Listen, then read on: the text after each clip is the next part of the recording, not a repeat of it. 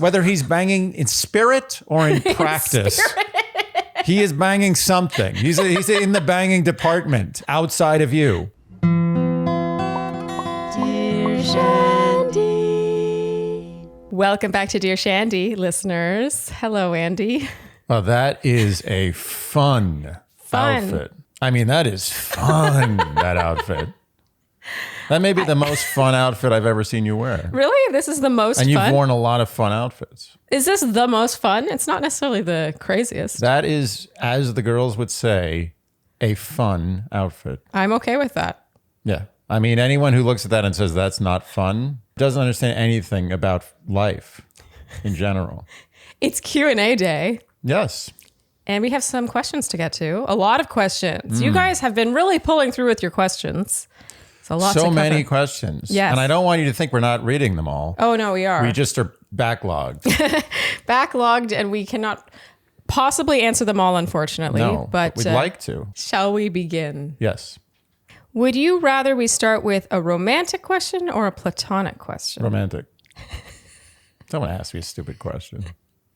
I hate platonic questions. I didn't... Hate is strong. Don't say that. I didn't get my degree in platonic questions. All right. This first question is from... Please use some made-up names of your choice. Anonymous. This is from Anonymous. Dear Shandy. Help. First, some background on me and my partner. I am a 32-year-old woman born and raised in an unreligious Jewish middle-upper-class family in Toronto. My partner is a 36-year-old man born in Argentina. He moved to Canada when he was 12. We currently live in Montreal and have been together for 13 years. Ooh, yes, wow. You read that correctly. I have been with him since I was 19. We are not married by choice and are on the same page about that. In fact, we align ridiculously well when it comes to politics, religion, values, etc. I'm writing in because I'm struggling with something that may seem trivial, but I'm not sure what to do all the same. More or less, since I have known him, he has traveled back to Argentina every year to visit his extended family. Since we only get so much time off work, this has almost always resulted in us not being able to take a vacation together. I know he likes visiting, but for the last 13 years, his mom has guilted him by telling him his grandparents are old, so he must go. By the way, all 4 are still alive. Because of COVID, he has not gone the last 2 years. And until recently, given the current state of Argentina, we thought it would be another year, so we planned a much-needed post-COVID vacation to Costa Rica in March. Now, his family is guilting him to go visit in February. He's not able to do both trips, and I believe he's leaning towards choosing visiting his family over prioritizing our relationship. In the past, I never have wanted him to choose between our relationship or his family, so I've never complained about no vacation because I don't want him to feel bad. But I really think we need this. Am I being a selfish baby? Should I stand up for this trip or let it go? Honestly, I'm not even sure which trip he would prefer. He just wants to do whatever will disappoint less people. Help. Isn't that what we all do in life? Yes. Try to please as many people and disappoint as few as possible. Yeah, just constant disappointment mitigation. That's what family is. In a nutshell. There's actually real truth in that. Yeah. This is not an easy one. You know, does she go with him to Argentina? It kind of sounds like she doesn't. That's a little weird. I think 13 years. Oh, really? Yeah, it's just like she must go with him, I assume. I'm going to assume she goes with him. She didn't say we. That's odd, don't you think? Since I've known him, he has traveled back to Argentina every year to visit his extended family. That doesn't sound like we. That's not a we. That's a he. So that's weird. I'm torn on this one because I instinctively want to side with her because I think 13 years is a really long time to not take a vacation together. I would love to know specifically if that's actually 100% true and every trip to Argentina has taken away from one trip between the two of them, or if they have managed little weekend getaways here or there. I think it matters. There's a lot missing here, because what I'm confused about is, why does one trip a year to Argentina preclude any other vacations? Unless he's like a high level executive in like investment banking or something. I don't understand why. She said that their work schedules. So I guess a trip big enough where you would go for a while. So Argentina a 10-day takes trip, precedence. like 10 to 30 day trip is off limits. But they probably have taken little road trips, I'm guessing. You don't know. We don't know. Assuming that's a possibility. This is the kind of detail we at Dear Shandy love these need. details. Yeah, because I do think you can make something with a weekend, and you can make together time out of that. And it doesn't have to be an elaborate vacation. This is what I will say. So, and I will reference The Godfather 2.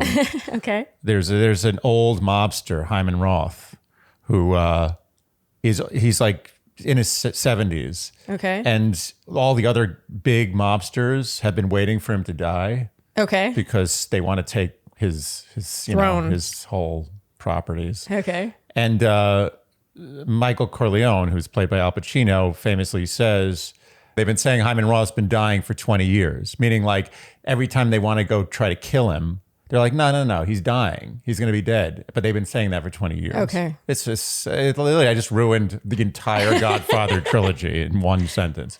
But my point is that his family has been kind of guilting him into saying, oh, you need to come because your grandparents are old, right? Isn't that what they keep saying? Like suggesting like you're not going to have much more time to see them. And that's been going on now for 13 years, basically.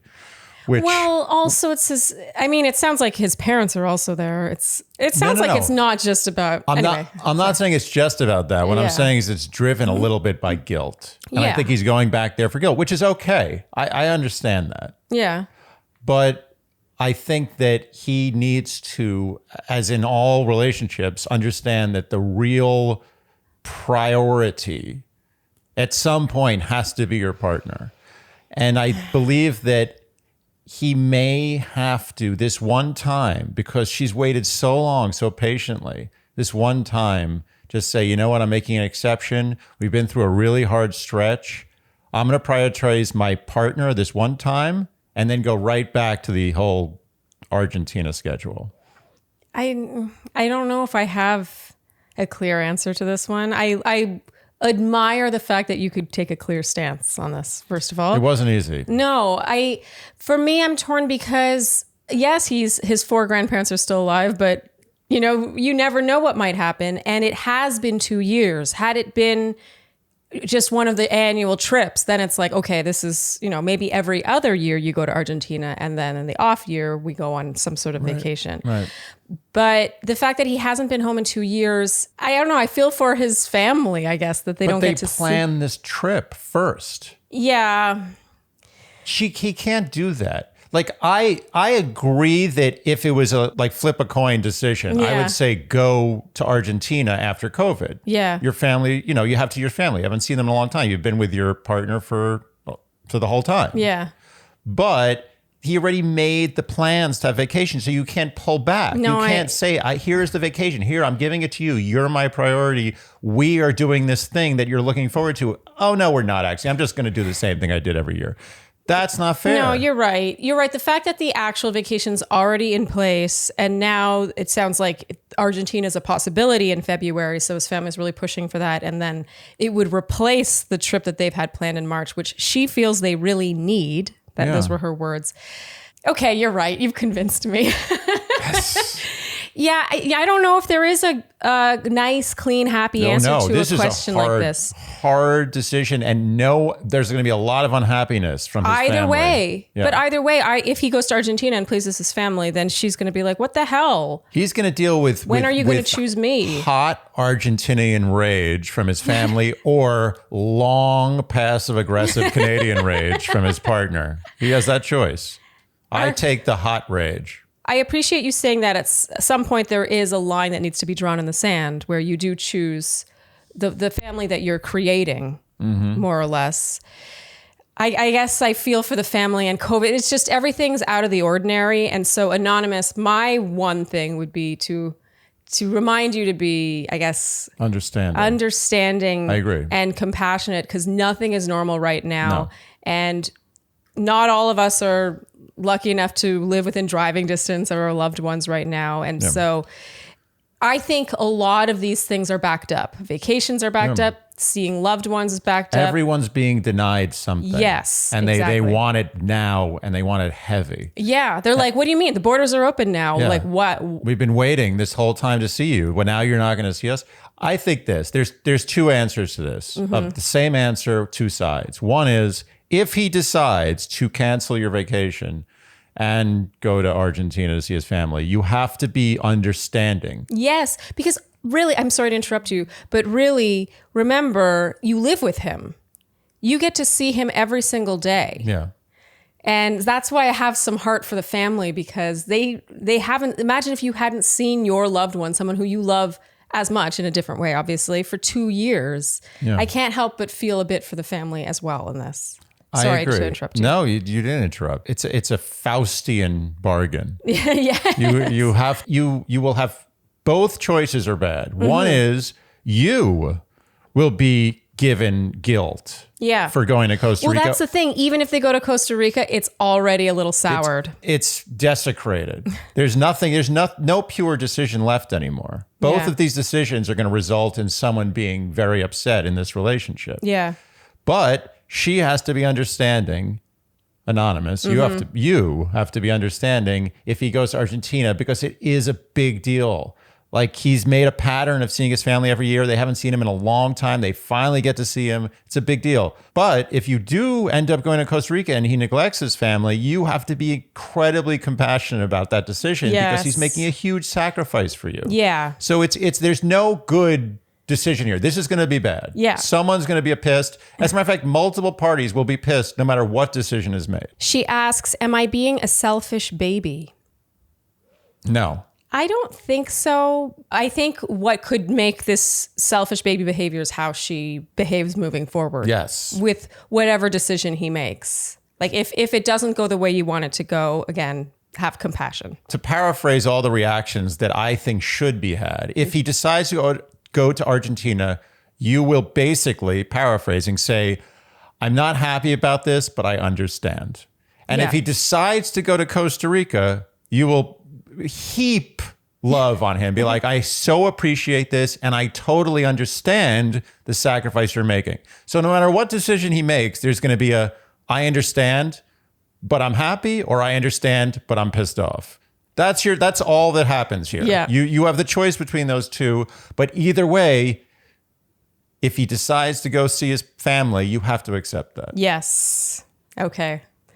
Anonymous, I know that wasn't a fun answer. Yeah. That's a tough one. That's a tough one. You opened up with a tough one. I always ask you not to open up with a tough one. You really did me dirty. At a glance, I was like, oh yeah, this one was pretty clear cut. No, it's not easy. Well, to be honest, you took it in a different direction than I was expecting. Where were you going? I felt for his family in this, and I felt this is his family has his family, and his family has seen him every single year for the last 13 years. Yeah, but also she lives with him and sees him every day. Yeah, but it's like, when kids used to come over, like when I was like 10 years old. Yeah. And I would have video games back then were a huge deal. Yeah. Not everybody had video games. Yeah. Like, there was a huge deal. I had it in television, just to give you an idea. Yeah, I know. I keep hearing about this on television. Yes. Television was the shit. Okay. It was better than Atari. Okay. No one who's under like 100 understands this conversation. But kids would come over to my house for a play date. Yeah.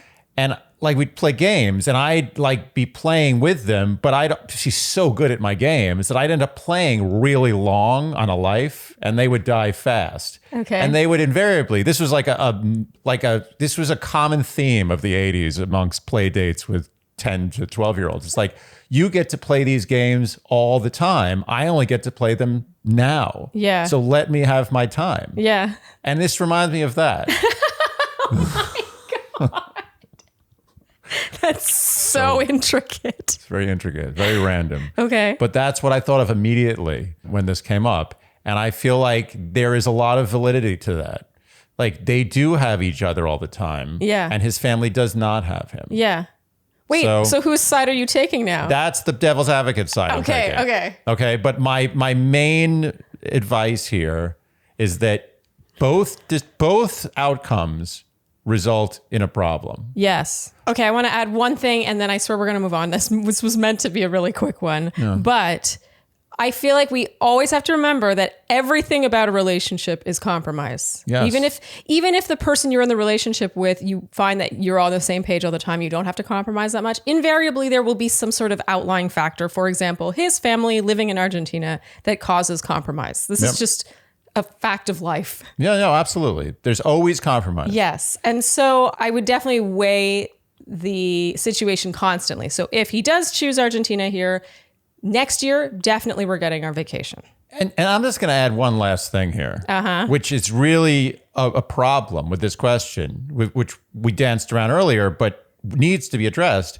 is what's so bad about a trip to Argentina and why isn't she going with him? Yes. And if you're in Argentina, you have your big meal with your family, you all get together like, oh my God, you look so nice. Yeah. And then why can't you take a day trip to like the mountains in Chile? Yeah. There's do you realize what kind of, there are some of the most amazing Patagonia. There's some of the most amazing places on earth in that area of South America. Like, why can't they see the family, go on like a 3-day trip to some beautiful place and come back? Yeah, I was hesitant to go there, but I think you're really right. Like there could be a hybrid vacation here, one where they do Argentina for a week and then something else for a week.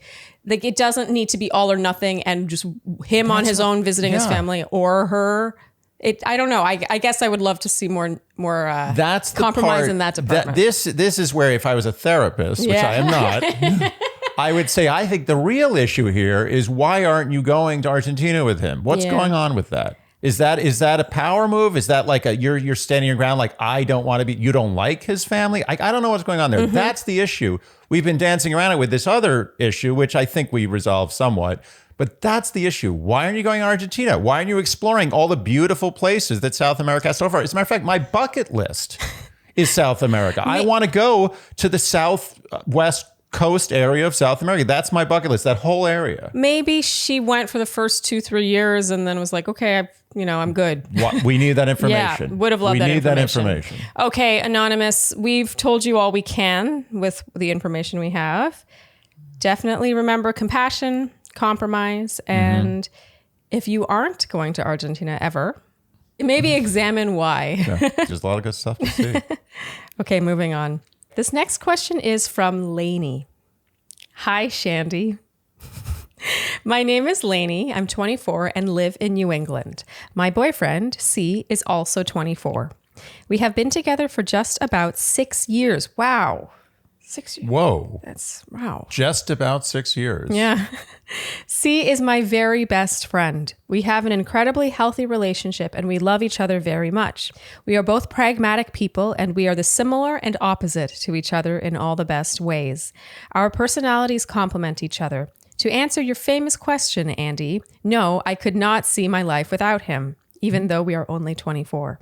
This might be awful to say, but listening to some of the questions in this podcast from unhealthy relationships makes me love C even more. Not horrible to say. That's what we're here for. We live about 45 minutes apart, so we do not see each other every day and have a very healthy level of separation and opportunity to miss one another. We are not at all codependent. We are incredibly close to both of our families, and both of us have siblings of similar age ranges that we spend lots of time with. The only thing missing in our lives is a group of close friends. We both have people who we would consider friends in the loosest of terms, but neither of us have close friends. Neither of us retained many friends from high school or college, and neither of us feel an urge to go out and make friends. Neither of us are shy, but we are both introverts. We enjoy each other's company and the company of our families, but when I listen to your podcast, I always note how the writers in frequently mention their friend groups in their stories. So here is my question. Do you believe you need a group of close friends or even one close friend in order to have a successful relationship? Is this something that changes with time? Sorry if this is a bit long. I love your show. Have a great day, Lainey. It's a good question. Yeah. 18 years old, 6 years. They're like sort of high school-ish sweethearts. Yeah, and I think that their relationship sounds lovely, but you can't help but wonder how many friends they each would have made in the last 6 years. I don't want to get into my feelings about what they've missed because they've also gained what seems like a beautiful relationship.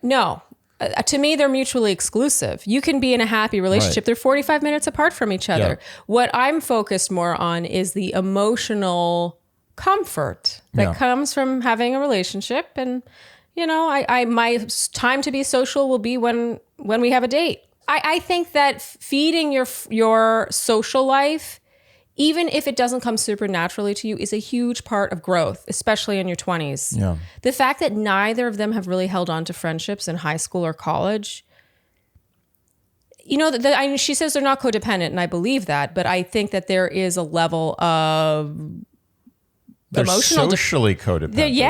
I don't want to. They are their social worlds. Yeah, and their families, but it kind of sounds like that. And I know that they're both introverts, but even introverts have their close-knit couple of people that they can be themselves with and that they want to leave the house to see. Lainey, I don't want to sound alarmist about this, but you're young and you have, this is okay. I think it's important to remember that your relationship should never be 100% of your life. Mm-hmm. I agree. And so it's important to sort of keep tabs on, is my relationship 50% of my life? Like if you were to divide your life into a pie chart, I think I read this in Tracy McMillan's book actually, and it was really helpful. What episode is that? I'll link it. I don't remember off the top of my head. It's a good episode, I'm just saying. Yeah, she was wonderful. And I don't think we talked about the pie chart, but it was in her book. And it was about just sort of dividing up your life. I've read a lot of relationship books, so it's possible I've read the wrong book. I will put in the description for this video the book because I don't really remember which book it was. I'm reading a lot of relationship books these days. She does read a lot of relationship books. You know what it was? I think it was Amy Chan's breakup book. Oh, okay. I think it was Breakup Boot Camp. Okay. But Tracy McMillan's book is also fantastic. Great. Okay. Both great. Okay. So I will link whichever book it is, but I'm pretty sure it was Breakup Boot Camp, and she talked about a pie chart and how if you were to just divvy up your life, work, friends, school, love life, family, hobbies. Can you think of anything? Using the bathroom. I don't know. What else? Yeah, if you were to divide it up into a pie chart, you don't really want your relationship to encompass the vast majority of that. No. I don't think. It's too much pressure. It's too much pressure. What happens if something happens? I don't want to sound like all negative Nancy about it, but your life is meant to be lived. And if your relationship is 80, 90% of your pie, of the reason why you go out, I think a friend group it's important to develop that side of yourself. Yeah.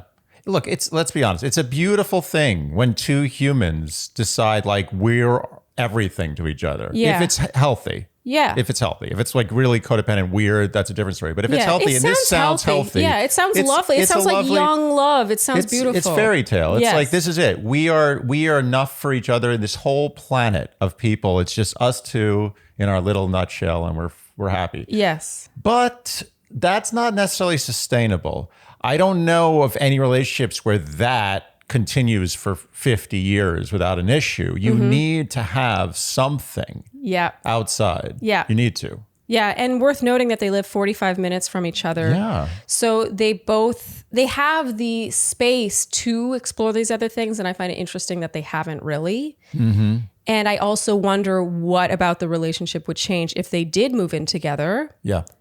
What would change then? It's just worth thinking about. There's a moving in variable and there's a getting out there more variable. I think both should be done. Sooner than later. Yeah. They're still young, but still people live together at 24. I mean, 6 years. 6 years. That's a long time. It's a long time. I've never had a relationship. This relationship is barely 6 years. I mean, it's more. we beat 6 years, but we're also a lot older than she is. Yeah. But my second longest relationship ever was 3 years. And that seemed long at that point. So 6 years is a long time. You should, I believe, think about cohabiting at some point. I think. You mean to figure out whether or not... To figure out whether this is a real... They can actually... Yeah, if you can do it. I think you can, but you really have to test that out. But I also think you need to get out there. You need to socialize more, even if it's like heavy lifting, just put in the effort. It will make your relationship stronger if your relationship is meant to be. I find that when we go out and we socialize, or I go out with my friends, or you go out with your friends separately, we come back together stronger. Always. Yeah. Always. And I think that it really enriches our lives and keeps us, like, keeps our brains working in a functional, like, societal way, if that makes sense. If we were just together all the time, I think you start to speak your own language and things start to get a little weird. But also you don't, even if you become more attached, you don't appreciate as much as you should. I feel like when I go out... 100%. Oh, I'm so glad you're saying that. Yeah. Oh, that was a good reaction. Did you like that? Yeah, that was strong. I was very, very satisfied. No, but it's totally true. I think that seeing the outside world and developing these other relationships makes you appreciate your own relationship even more. Not that you have to hate what else is out there. Yeah. It's just keeping your palate cleansed. Basically, this relationship that they have, it's like being in an amazing restaurant. Yeah. Where 3 meals a day, you're just sitting there at the table and they're just serving constant. Every meal is amazing. You're I was waiting for an analogy. It's coming. I haven't even thought of the end of this, but I will get there. Okay. But you're just sitting there, you're getting food all the time. That's great. Yeah. Why would you leave? It's like, this is great. We don't have to work. We don't have jobs. We just sit here, wake up, sit at the table. We get 3 square. Mm-hmm. It's fantastic. Yeah. But that's not a life. You need to leave the restaurant and go for a walk. Yeah. Or enjoy some musical event. Yeah. Or, exercise. Yeah. Or like just go for a bike ride. Like basic stuff. Or to eat round at the out. pizza place at the corner. Yeah. Or even eat at a shitty place. Yes. Like the to make you appreciate how good the restaurant you've been going to is. Exactly. Like go to Chevy's and be like, oh, wow. We really have it made. This is amazing. Come back to the restaurant you live in and be so happy. So my point is that yes, you can exist in an amazingly good place that is always good in many ways, but without going outside of that place, number one, you don't appreciate enough what you have. And number two, you become extremely dependent on that situation. You become eventually a little bit weird.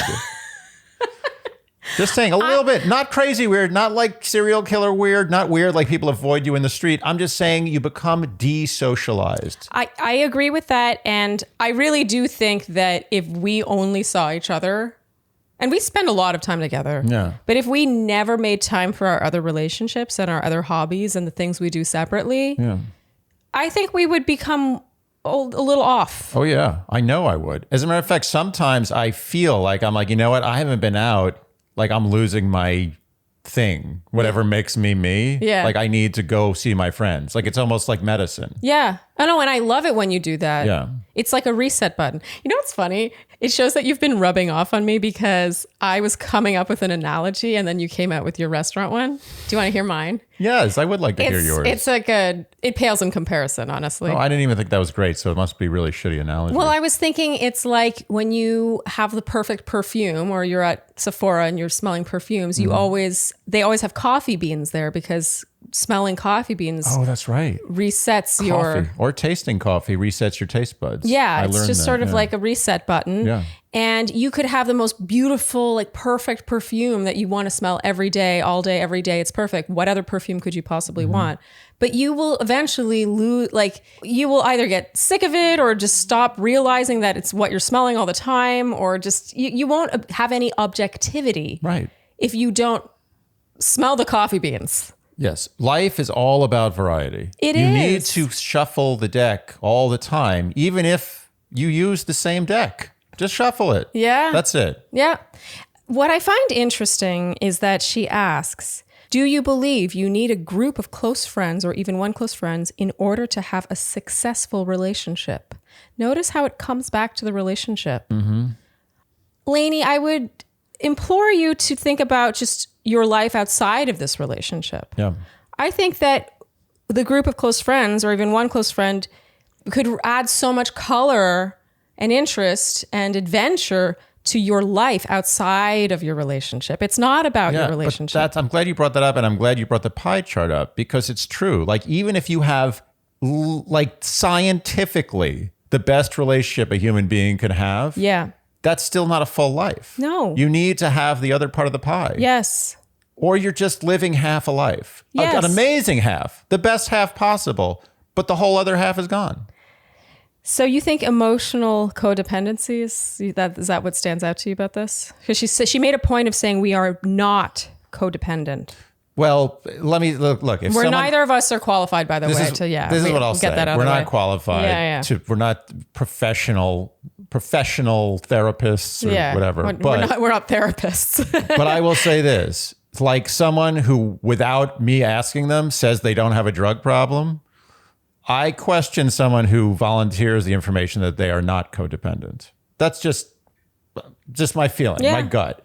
And I think that whether you think you're codependent or not, I think you're a little codependent. And again, we're not qualified to diagnose anything. Call it what you want. We don't even have to call it codependent. What you are is you're emotionally reliant on your partner to, I believe, a borderline unhealthy degree. I agree. That's all I'm saying.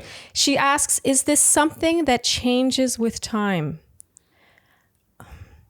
This is a tough thing to answer, because I think that if you change it. Thank you.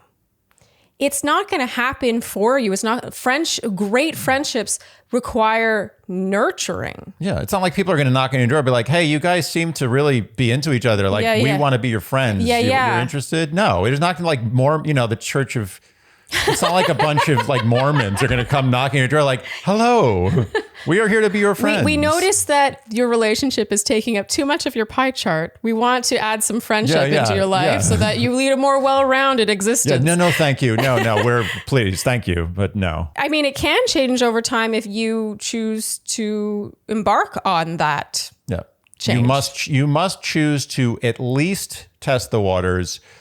And I say this with all due respect to what seems like a absolutely magical lovely relationship. But there's more to life than just a magical relationship. A magical relationship is one of the biggest parts of life. And if you find it, you are very lucky. Yeah. But there's also the rest of life. You guys need to go and just dip your toes at least into that part of the pie chart. Otherwise, you're missing out, and you're gonna hurt your relationship in the end, because no relationship, no matter how strong or good it is, can stand on its own without any external ingredients. Yep. And I firmly believe that. I really wanted to wrap this. I can't help myself. I have to take this in a slightly dark direction. So, I know we're about to wrap, but I just also have to mention 18 to 24 in this relationship with not many friends. You can't help but wonder. Formative years. What else is out there? Would the relationship be what it is if there were more active social lives? I was going to go there, and I applaud you for going in that direction. But a truly good relationship that can stand the test of time is a relationship you choose, despite knowing what's out there and having a full life, full social life, having many experiences. Test it. Yes. Test it. Exactly. Put it through the test. Yeah. It means a lot more to be in a 6-year relationship during formative years when you both have rich, full lives. Absolutely. You've basically, in your garage, had a beautiful 1967 Ferrari. It's untouched. There's not the paint looks like it was done yesterday. Yeah. But you've never driven this car. Take it out to the desert. Just floor it. Put it up to 210 for like 10 miles and see what happens. Just see what happens. Take it on a road trip. It may do great. Take it on a road trip. Drive across the country. Through other climates. Go up mountains. Go down mountains. Cold, snow, rain. See what happens. Bring it back. It can stay in your garage for the rest of your life. Just bring it back from the trip. Put it back in the garage and see how it looks after that. Maybe you're not that interested in it anymore. The analogy fell apart a little bit. But you get the point. No, I appreciated that analogy. Lainey, I hope this didn't sound too... judgy? Judgy? I didn't mean for it to sound judgy. She's asking for judgment. If we don't judge, then we're just doing her a disservice. If I can only pick one thing out of your whole email that I want you to think about, It's the sentence, do you believe you need a group of close friends or even one close friend in order to have a successful relationship? Those are mutually exclusive. The fact that that question led to the successful relationship, it's about life. Yeah. It's not all about your relationship. That sentence got me. Why is it still about serving the perfect relationship? I agree they're mutually exclusive. Yes. Okay. It's like saying, do I need to eat healthy to do really well at my job? Yeah. Like maybe a little? Yeah, probably somewhat. Yeah. But not the right question. All right, Lainey. Go nurture those friendships. It'll be good for you, whether or not it's good for your relationship, truly. And it will most likely be good for your relationship. Yep. But here's the thing. Even if it's not good for her relationship, that's still good. Yeah. There's nothing bad that's going to come of you guys going out and exploring the world separately or together. Yes. All right, Lainey. Good luck. This next question is from Christina. Dear Shandy, my boyfriend, 28, and I, 29, have been together for about 3 months. Everything has been going well so far, and the other day he told me he loved me. I said I love him right back, and I am excited to see where the future takes us. Here is my dilemma. It's nothing huge, but I'm afraid of bringing it up and not sure if I even should. So, for the better part of 2020 and part of 2021, I had an on and off friends with benefits relationship with a member of my close friend group. I know, we were those friends. It was a casual thing and didn't hinder our other dating pursuits. We hooked up about 1 month before I started dating my current boyfriend. And of course, when my partner and I became exclusive, my sexual relationship with the friends with benefits was a thing of the past. However, this friend is still very important to me. We have a healthy friendship outside of the sex, and he's an active member of my friend group. He knows about my boyfriend, and he has been friendly towards my partner whenever I bring him to outings. My former friends with benefits is also very respectful of boundaries and would never do anything to jeopardize my relationship. So my question is, should I tell my boyfriend that I used to regularly hook up with this close male friend of mine? I'm worried if I withhold that information, it might come out down the line, and he would be upset with me for not telling him the truth earlier. On the other hand, is it really information he needs to know? He knows about past boyfriends, but when it comes to casual things, would this muddy the waters for continuing a good friendship and possibly hinder trust with my partner? My boyfriend is an understanding and patient man, but I imagine this would be hard for him to hear. He does get very emotional. But I would want him to know, if I told him, that he has nothing to worry about. I should also note that my former friends with benefits is still single. He has been divorced for 2 years and is casually dating, not looking for anything serious. What should I do? Thank you, Shandy. Christina. So I have an answer to this. I have an answer. Oh, wow. As opposed to a philosophy. Oh, you know what's crazy is I have no idea what you're going to say. Okay. If she had not written into a podcast to ask this question, I would say toss up, feel it out. Is he super jealous? Is the friend remotely interested? Is there a torch held at all? Yeah. You know, all sorts of nuance. Tell him. She wrote into a podcast. She's struggling with it. Yeah. It's something she's thinking about. Yeah. What's going to happen is, like she said, it might come up down the road. It's going to come up down the road, Yeah. and someone's going to slip up. Someone's going to have a few too many drinks and be like, oh, remember the time you sucked my dick? Like, wait, what? No, whoa. But it happens. Yeah. And why tiptoe around? Why spend a lifetime trying to avoid this stupid thing? So what? So you hooked up with your friend. He should be able to deal with it. If he can't deal with it, then there's another problem that you have to write into Dear Shandy about, which we'll talk about later. My answer is tell him. Okay. Don't say like, I need to talk. You know, let's sit down, have a formal, like, you know, like something serious happening here. Just casually bring it up. Be like, you know, I really like you. And like, I want this to be like a fully open space. Yeah, I don't want to hide anything. There'd be no lies, no truths that are hidden.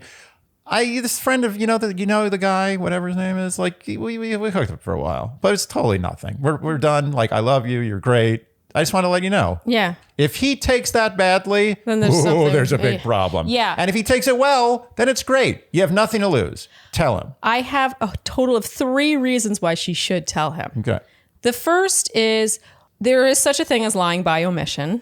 This is one of those situations where if you do lie by omission, you're making it way, way worse. Yeah, you're turning the proverbial molehill into a mountain. Yes. Yeah, like, oh, why didn't you tell me that you did something with him? Is something still going on? Like, no, I just didn't want to tell you, but now it's a big thing. It's made so much fishier by not revealing it. Always. If we were to reverse the genders, you know, he has hung out with the friends with benefits multiple times in the friend group. I do think that it would be a little weird if you were to reverse the roles and then he like kept that from her. That's the kind of thing where a woman would be like, I found this out. That's a red flag, right? He lied to me. Why didn't he tell me this? It becomes a much bigger problem. Exactly. You're creating a red flag. You're the one wielding the red flag by not telling him. And it's getting redder as time goes on. And it's getting deep crimson red instead of like a faded, you know, maroon. Yes. Wait, maroon is pretty red. But anyway, you get my point. Yeah.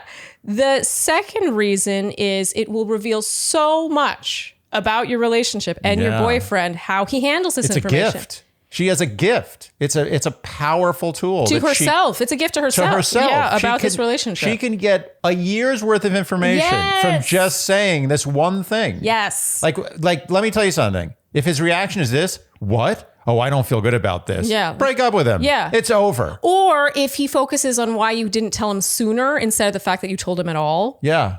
Like if he's like, why didn't you tell me blah, blah, blah, blah, blah. All of them are bad. Yeah, yeah. Any negative reaction, unless it's when you very mild. volunteered this information, yes. Is a big, so you're taking a red flag in your hands and you're just passing the red flag to him. Based on how he reacts. Or you're destroying the red flag for eternity. It goes poof. Yeah, it's just like, it becomes like a beautiful rainbow green. I don't know. It's a nice flag. The opposite of red. What's the opposite of red in the color spectrum? I think, isn't it green? It's greenish. I think it's green. Green is pretty far from red. Yeah, I mean. It's about as far as you get. Stop and go. Yeah. Okay. So tell him. Don't make it a serious talk. Believe it or not, I still have one more reason. Sorry, I am very emphatic, and I'm so happy that you said tell him, because I wasn't sure what you would say to this. And I was like, God, I hope he agrees with me, because I feel very strongly about this. I feel strongly too. Yeah. The third reason, I think, and of course, this is the kind of relationship I like to be in my life, and not everyone agrees with this. There are a lot of people out there who are, I don't want to know. Mm-hmm. Like, I understand objectively that you have a sexual past. I don't want to know who those people are. I don't want to know their names. I don't want to know how long they lasted. Yep. I don't want to know anything. And those, you know, to each their own. Yeah. But based on what she's painted about this relationship, it doesn't sound like they are like that. The fact that she's considering telling him says that they're not like that. It's okay. But if you're not like that, basically, if you are open to knowing each other's pasts, I think it's a matter of courtesy that if there's someone who your partner's seeing on a daily basis, who you had sexual relations with, especially who it wasn't just a hookup, it wasn't just a one-time thing. Sure. I would want to know. I agree. For me, information is power.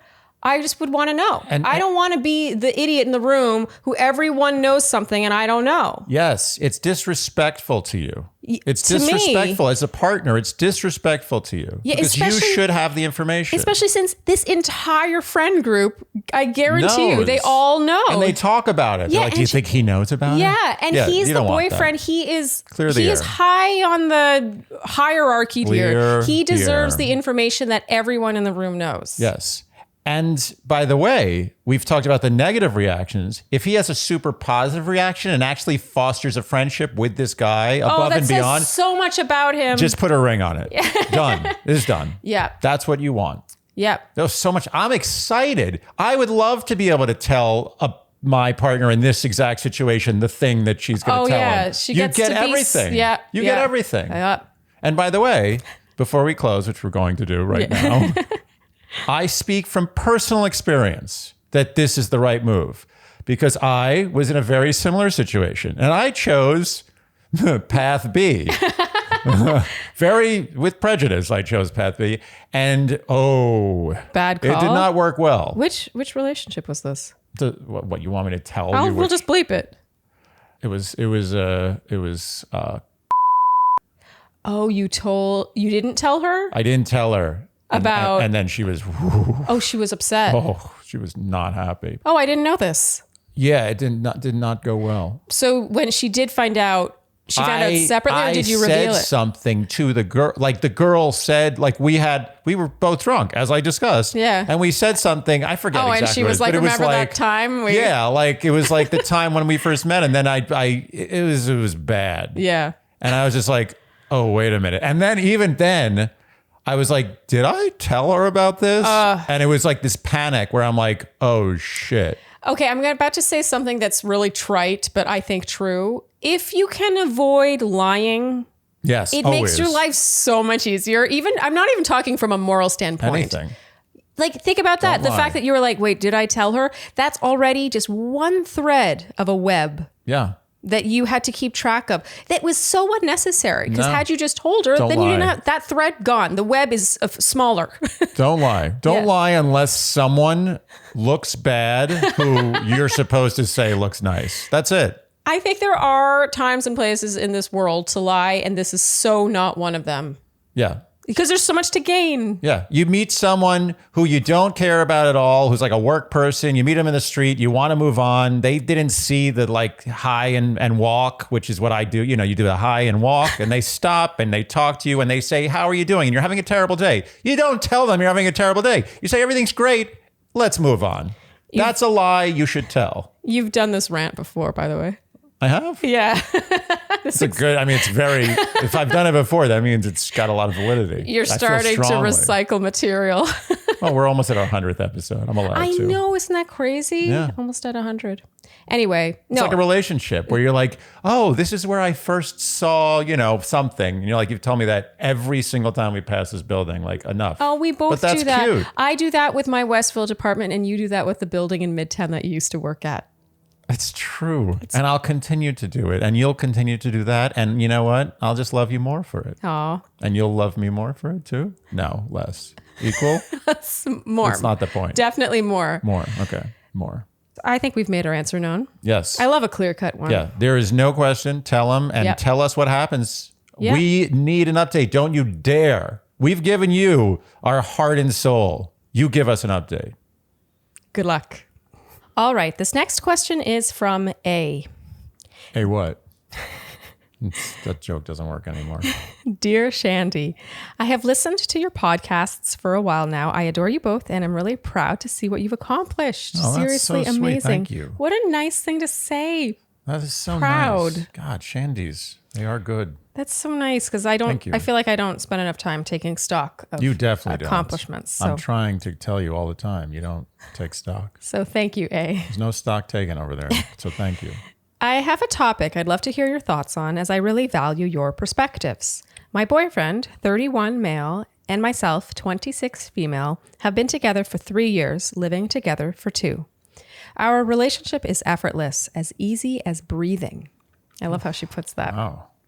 This is the person who I will spend the rest of my life with, no doubt about it. Damn. Sounds great, right? Oof, yeah. So why am I writing you? I don't know. We've had conversations about getting married in the next couple of years. It's something we both want to do. However, the issue we have run into is that I do not want to change my last name. I have a very unusual first name, and it does not sound good with his last name. This is sounding familiar. Mm-hmm. Although your first name sounds great with my last name. No, you just don't appreciate the comedic genius of it. It's like Julia Gulia. Charlene Levine. Come on. Let's take a poll here. Charlene Levine, am I right? Or that's all right. I relate to A, we'll put it that way. Additionally, I am the last one in my family to carry my last name, so that's very sentimental to me. He is pretty traditional and very adamant I should change my last name for the sake of our future children. I'm very adamant that I will not change it. I am okay with our kids having different last names, but he is not. Hyphenation is also a no-go for me. Every time we discuss it, we end up stuck in the same argument. What are your thoughts on a married woman keeping her birth name? Am I being unreasonable? Should I just give up my identity and suffer with what I consider a bad name for the rest of my life? Do you see any other options? Any advice is appreciated. A. I mean, I have an answer. And I don't think there's any, I don't think that I need to explain this answer at all. There's nothing nuanced about it. Mm-hmm. Keep your name. Keep your name, A.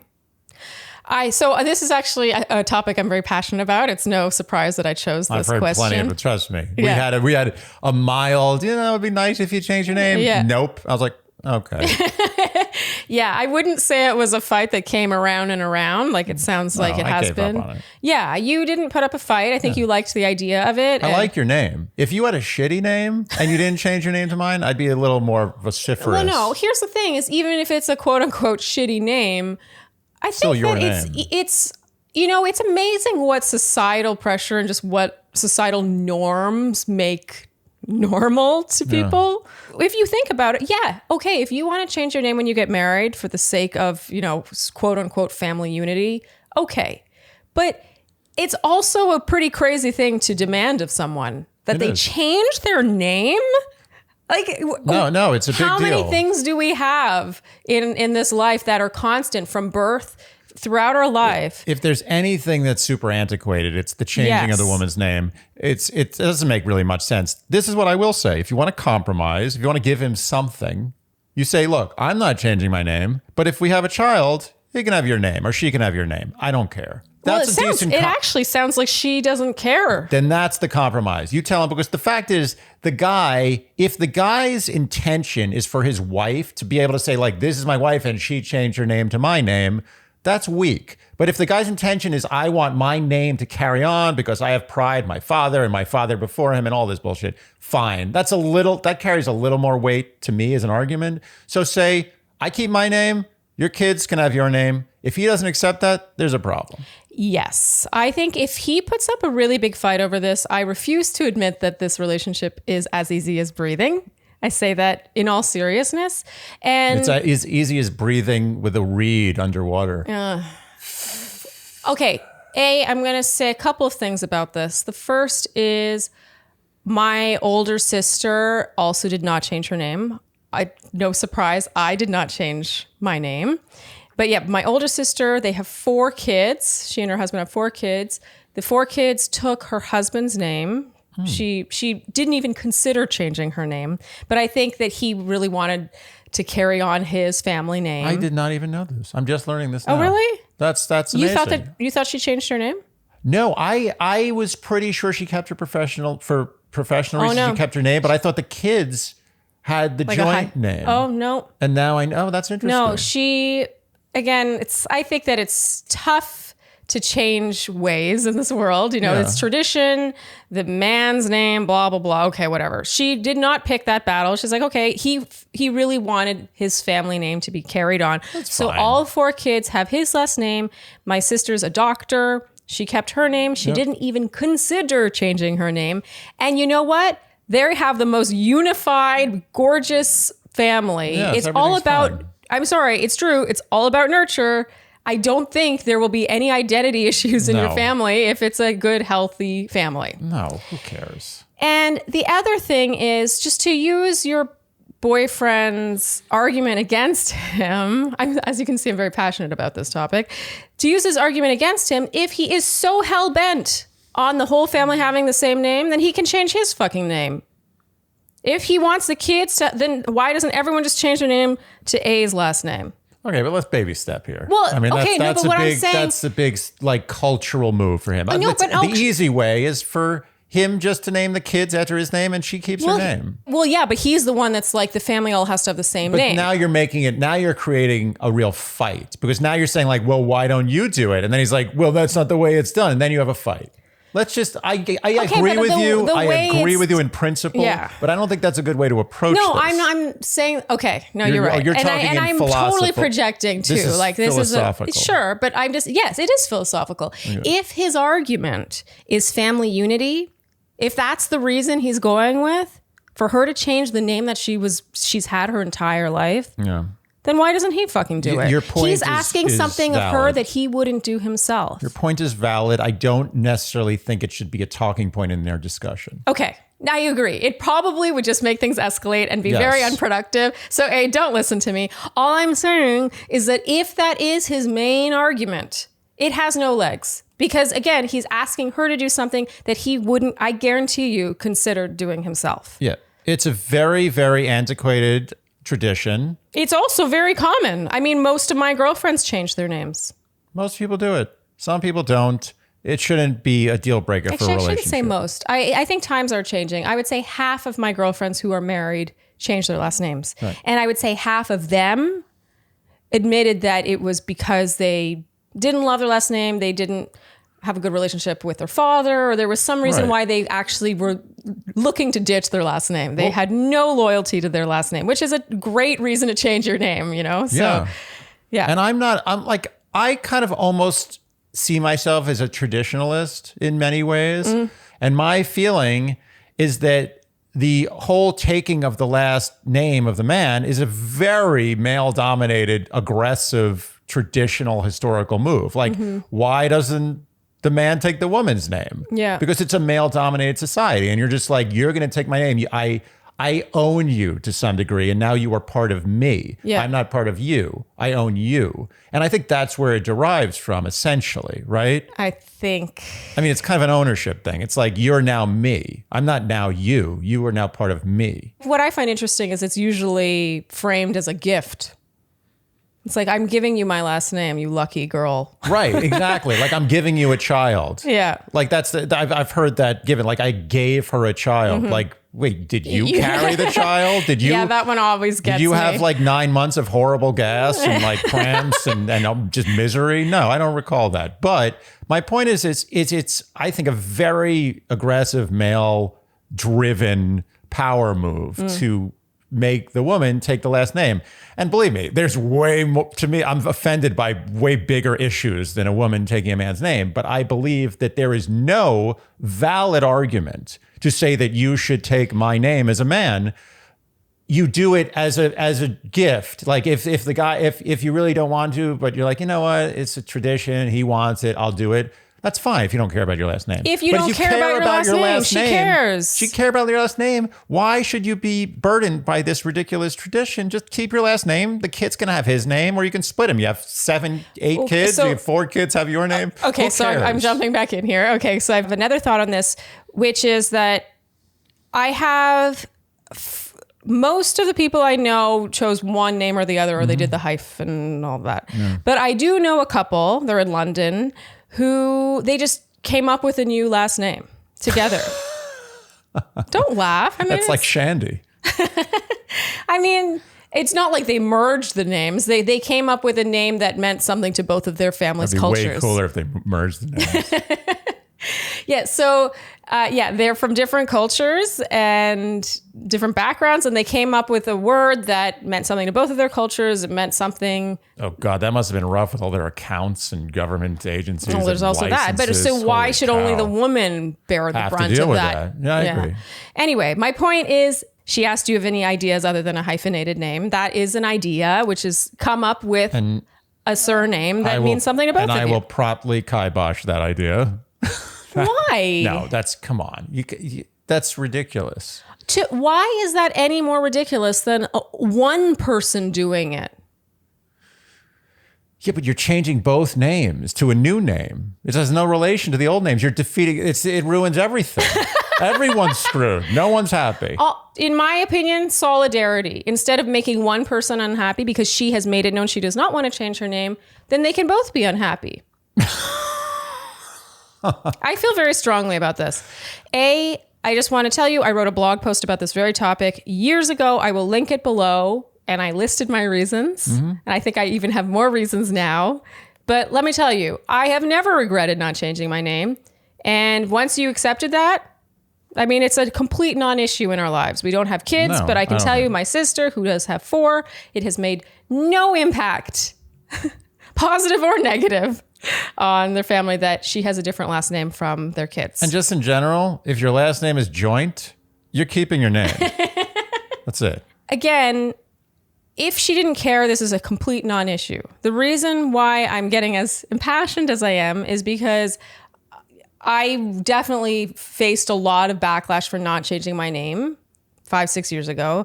And it was a little shocking to me, honestly, that you would get that much judgment from other people. I'm not judging people who choose to change their name, but I'm judging people who don't let others live and let live. Yeah. Exactly. There's nothing wrong with changing your name. No, if you want to change your name, change your name. Yeah. My mother changed her name. If you're like coerced into changing your name, there's a problem. Yes. That shouldn't be ever be the case. Yes. Period. Yeah. And I do think it's part of your identity. Yeah. I do. Okay, A. Good luck. All right. This next question is from Anonymous. Our favorite. Dear Shandy, I love you both so much. I am a huge fan. I look forward to Thursday mornings the most. It brings me so much joy when your podcast loads up on YouTube and the recaps are extra icing on the cake. Oh, sweet. Thank you. You have touched upon a couple of times in the Q&As, but it does not specifically answer my question, which I've had for over 3 years since my last serious relationship ended.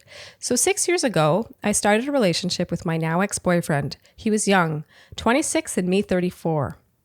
Though we met, I thought for sure he was at least 30. We met because of our dogs. We both had a black and white pit bull. I had just moved in an apartment 3 doors down from his. When the dogs met, they were instantly friends. Cute. They became boyfriend-girlfriend before we were boyfriend and girlfriend.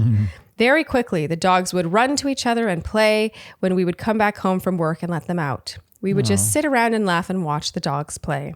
He's a military guy, solid job, bought his first house the next year at 27. He had a real old man mentality. He loves joking about being a grandpa in a rocking chair.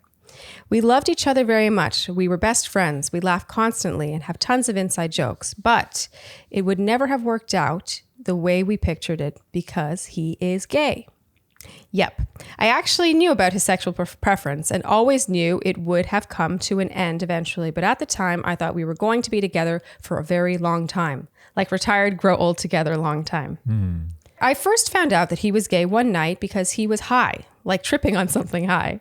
It was very, very raw and emotional, and my heart literally sank to the ground. That's hurt. On the very next day, I confronted him about it, but he did not say much. I couldn't get it out of him no matter how much I asked.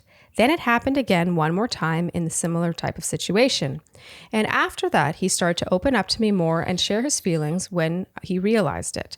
So since childhood, pretty much he would never act on it or had even kissed a guy. I was personally shocked and encouraged him to definitely explore and do so immediately.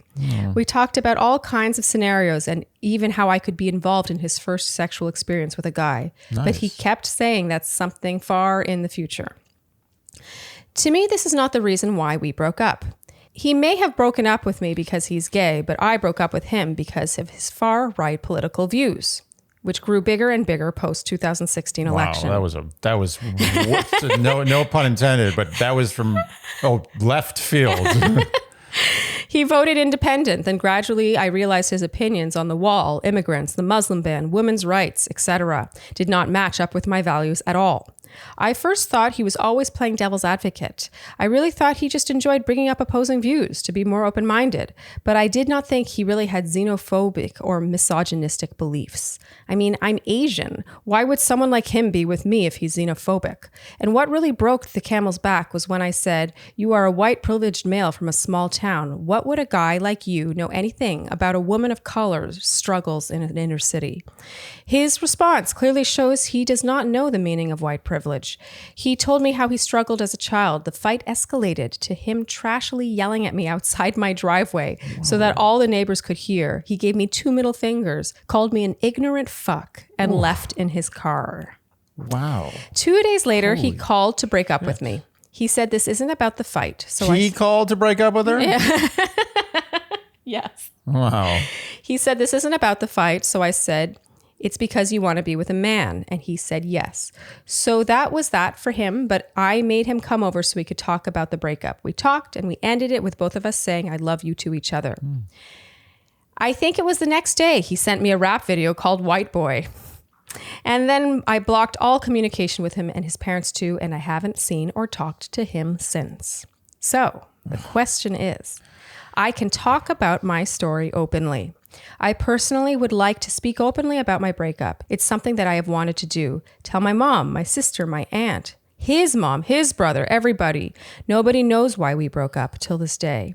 I can't say anything because he's in the closet. He asked me not to blast him, and of course I won't, but at the same time, it's my story. I want to be able to say, yeah, we broke up because he really wanted to suck a dick. And I don't got one. One of my best friends said, no, it's not my place to say something. We are in a smallish town. His mom and my mom live in the same neighborhood, and I'm about 5 miles away from them. I have run into them a couple of times. I know all of his mom's friends, so if I say anything to the wrong person, words can travel fast. On the other hand, my other best friend, who is gay, said, yes, I can say whatever I want. It's my story. So what do you guys think? Do I have to keep this a secret forever? He is in his early 30s now, and as far as I know, still locked in the closet. Love, Anonymous.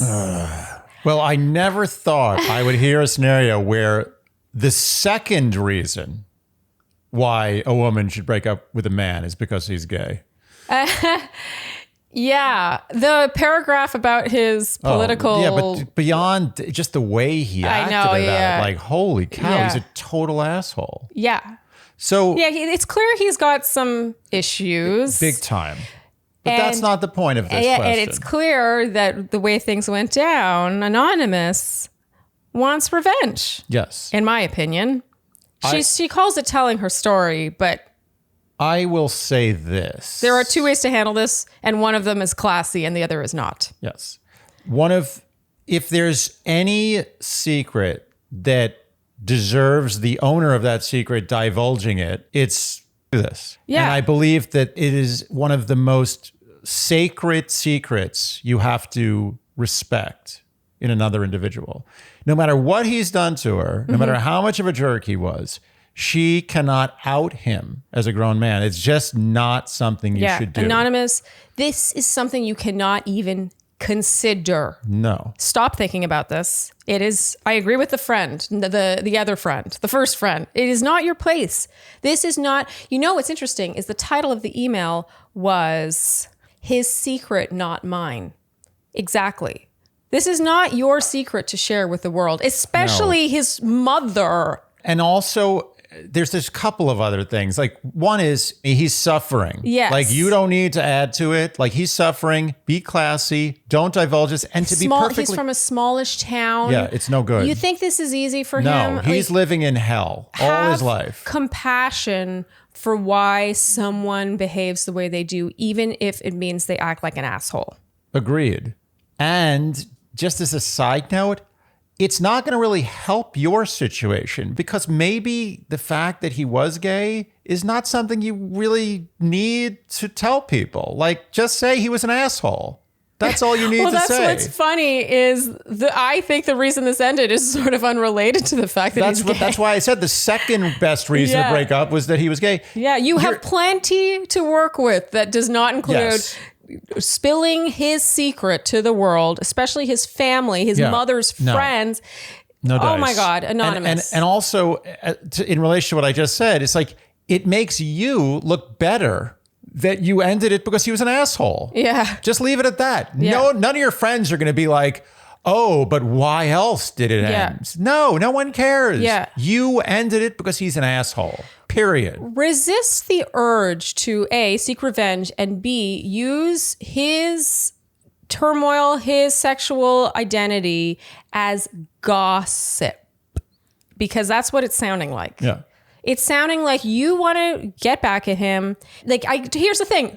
I relate to you, Anonymous, in terms of your beliefs. Like, clearly, I think it's pretty obvious that we're on the same page as her and not him about the other issues here.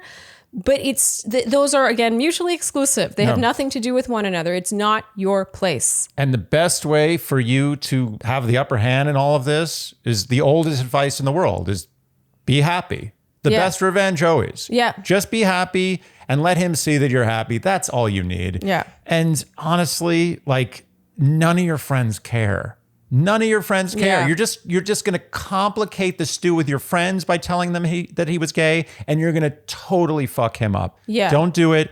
It's not the right move. This is a black and white answer. Yeah. I love how you focus on the happiness thing. Happiness really is the best revenge. And if there's one thing to be taken away from this whole email about him, it's unhappiness. Yeah.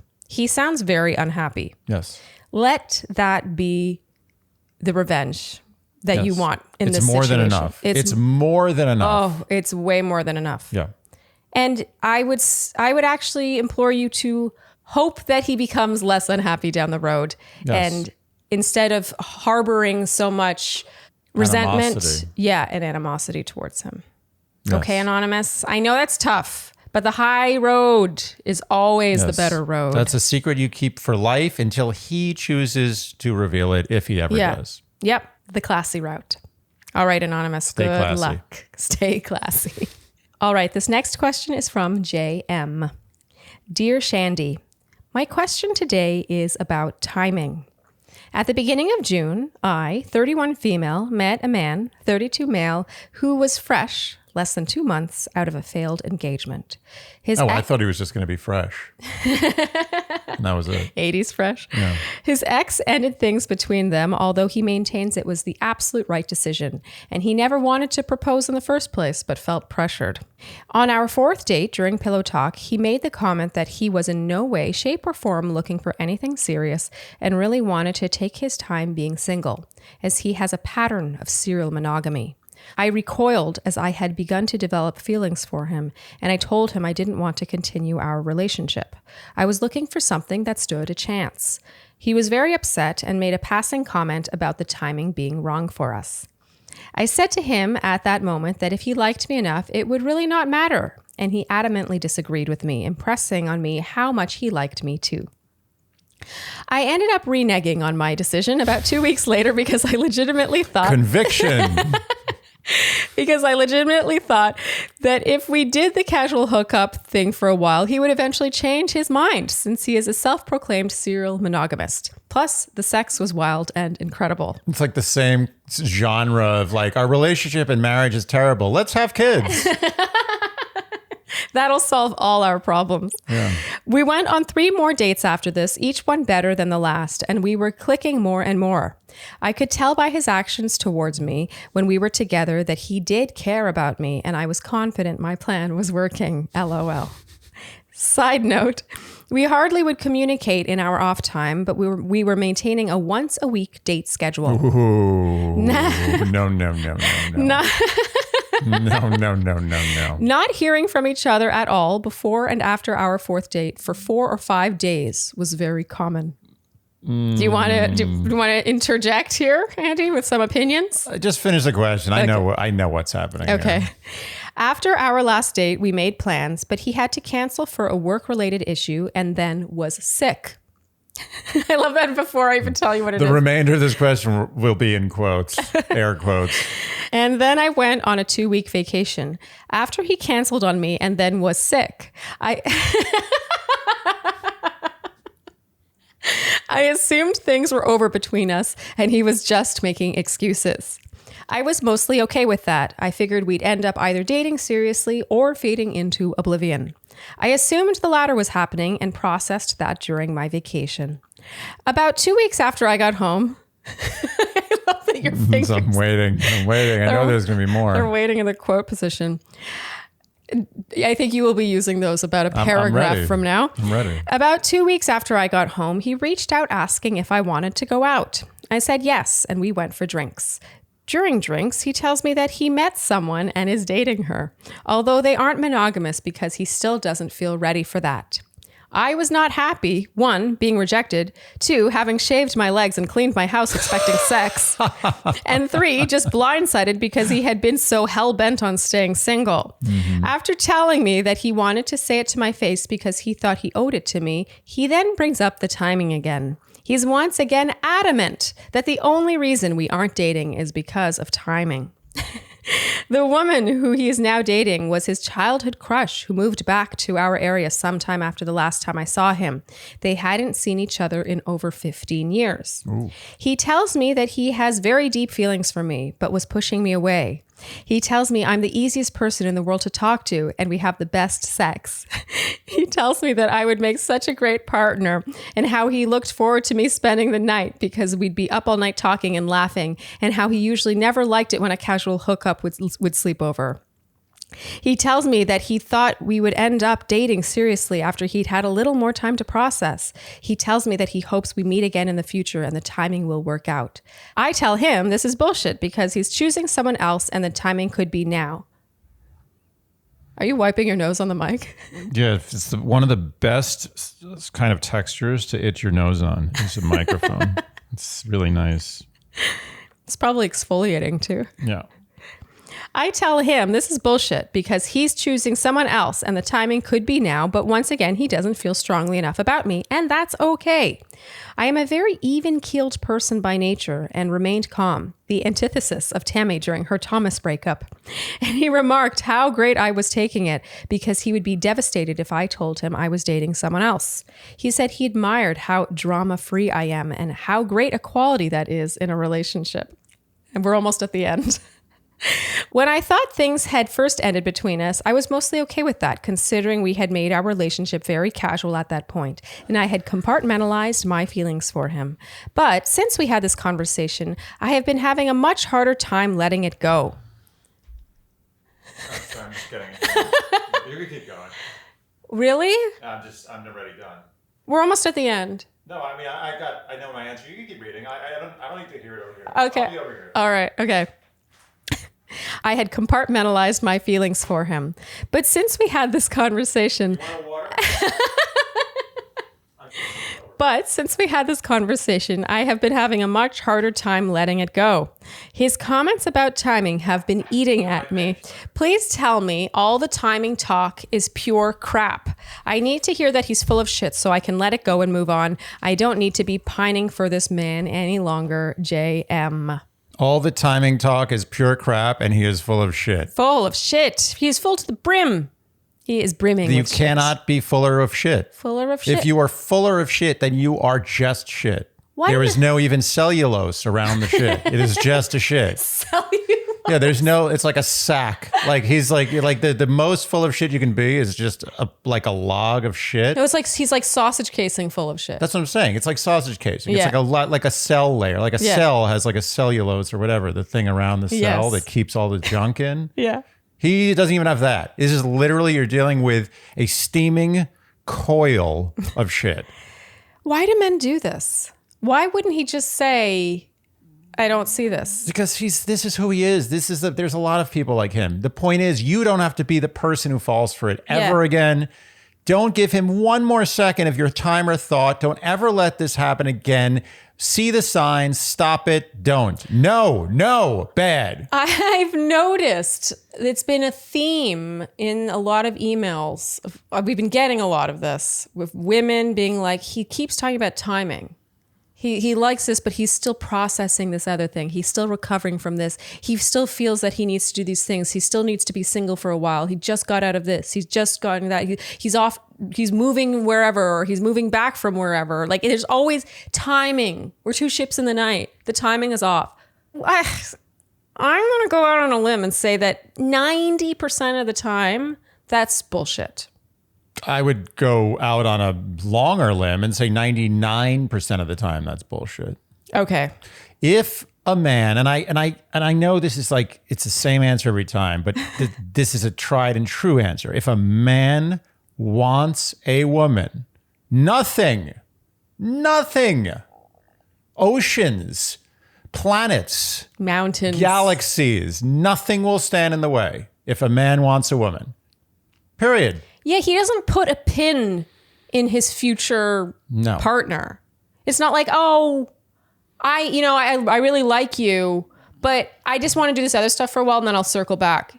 That doesn't exist. Yeah.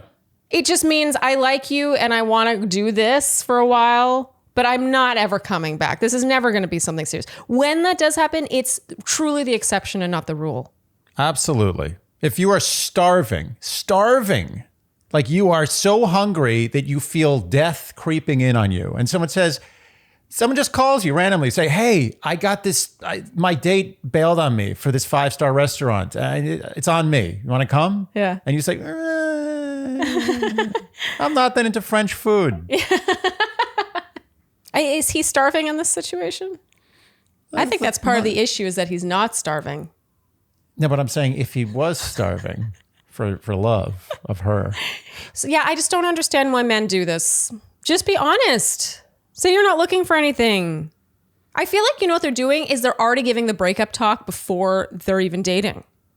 They don't want to date, so they give timing as an excuse on the onset so that they never have to enter the actual relationship. Of course. It's a cake and eat it too. It's a cake and eat heavy it too. cake and eat it too. JM also, you allowed this to happen. Yes, you admitted it. You are a guilty party. Yep.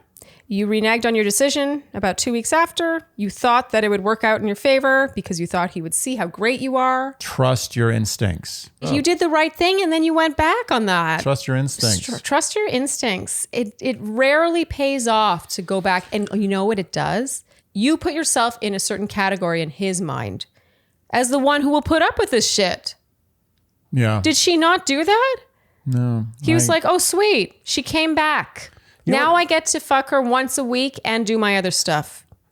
Do you think he was lying just through his teeth? Absolutely. Wow. He was banging 3-4 other girls. This guy, come on. This is textbook. Don't ever let this happen again. You learn your lesson without much cost. Not a lot of cost. You did write into a podcast. There's some cost to that. I understand that. But you got out pretty scot-free. Learn from your lessons. Don't do it again. Yeah. And when someone brings up timing, before you're even dating, I would definitely be wary of someone who makes so many excuses. Yeah. Also, the 1 date a week. Do you want to circle back to that? Oh my, I'm glad you brought that up. If and you they would go 4 or 5 days in between without talking. Yeah. Okay. Listen, I'm not, look, I'm a guy. I will tell you this. If you're seeing a guy once a week and you do not talk in between, and that once a week is generally sex dominant, that guy is banging someone else. Yeah. 100%. Guaranteed. Or even dating someone else. Banging date. It's all a general term for you're not the only person in the stew. Yeah, and even if there isn't anyone else, he's looking to do that with other people. That's too many free nights. Yes, whether he's banging in spirit or in practice. He is banging something. He's in the banging department outside of you. 100% guaranteed. Yep. Guaranteed. Yep. Guaranteed. Guaranteed. Banging in spirit. That's the title of my new book. I like that because you know exactly what it means. Yeah. Okay. That was a nice, easy, fast answer to that one. Easy. I mean, she fed it to us. She's like, tell me he's full of shit. Yes. Yes. Is that all you wanted? Yes. Then here you go. He Yes. is full of shit. He's full of shit. We give you what you want. Yeah. All right, JM. Good luck. Keep your chin up. They're not all bad. No. All right, Andy. I think that's a wrap then for this Q&A. Mm-hmm. That sure is. Another one in the books. Feeling good? Yeah. No, I'm always sad when these end. There's so many good questions. Yeah. Yeah. If only we could choose them all. Maybe one day, Dear Shandy will just become all Q&As. It's possible. It is possible. If you enjoyed what you heard today, you know what we will ask of you, and that is to like, subscribe, hit the notification bell, follow us on Instagram, tell your friends, that's a big one, leave us Apple Podcasts, ratings, and reviews, and generally do all the things you would do to support a podcast you enjoy. And on that note, I think that's a wrap. Thank you guys so much for tuning in, and we'll see you next time on Dear Shandy. Bye. Dear Shandy.